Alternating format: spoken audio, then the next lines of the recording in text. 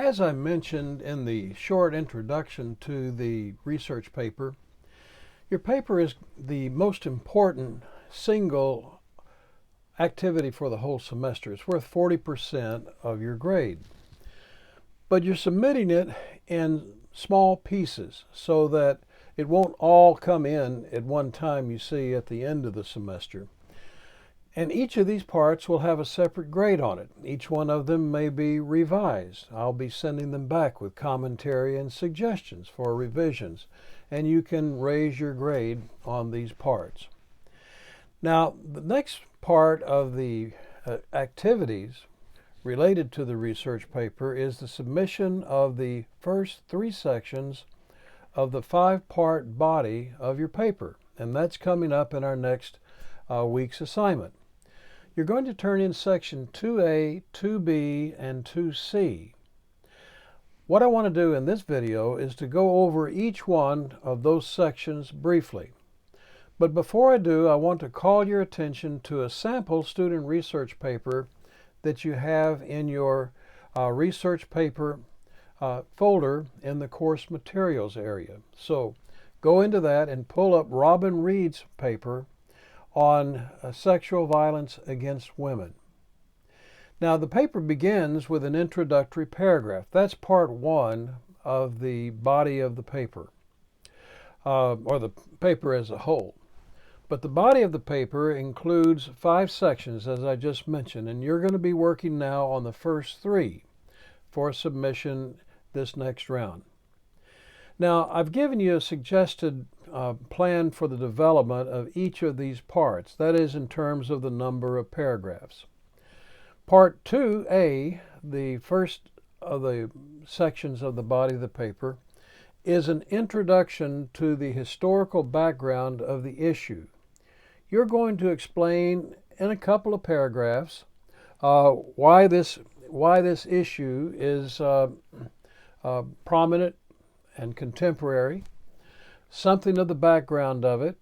You don't have to go back into ancient history, that's not important, but perhaps over the last 5 years or maybe the last 20 years, the abortion issue, for example, goes back to the Supreme Court's decision in Roe v. Wade back in 1973, so you certainly don't have to go back any further than that. But it's an overview of the issue. If you were taking something like the U.S. construction of the border wall with Mexico, that's a more contemporary issue, you see, or controversy that goes back just 3 or 4 or 5 years. But you're going to give something of the background of the controversy that you are addressing in your paper and the controversy on which you're taking your stand. Now, section 2B introduces the various sides to the controversy. You're going to introduce, first of all, the 4 or 5 premises supporting the opposition. What do your opponents have to say about your issue? You need to introduce some of the authors of the articles that are against your position. You need to summarize some of their main points. Now, here's a little hint. Those main points, as a matter of fact, may be part of section 2D later, in which you're going to attack one by one each one of those positions. So this is a good place to introduce those premises, those reasons why they believe in their position, which is opposite to yours. Now, you're also going to introduce some of the authors and the positions, the premises, if you will, of those writers that support your position.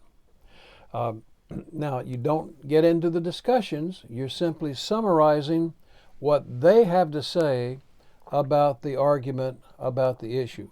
So in 2A, you give introductory background material.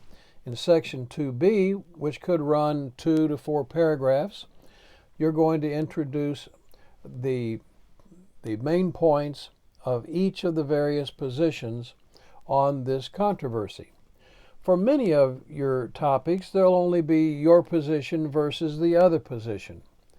But in some cases, as you have in Robin Reed's paper, she has 4 different positions on sexual violence against women. The last one of those summaries should be your summary of the main points that you're going to make in section 2E, which is where you build the argument for your position. So, those are the first 2 sections, 2A and 2B.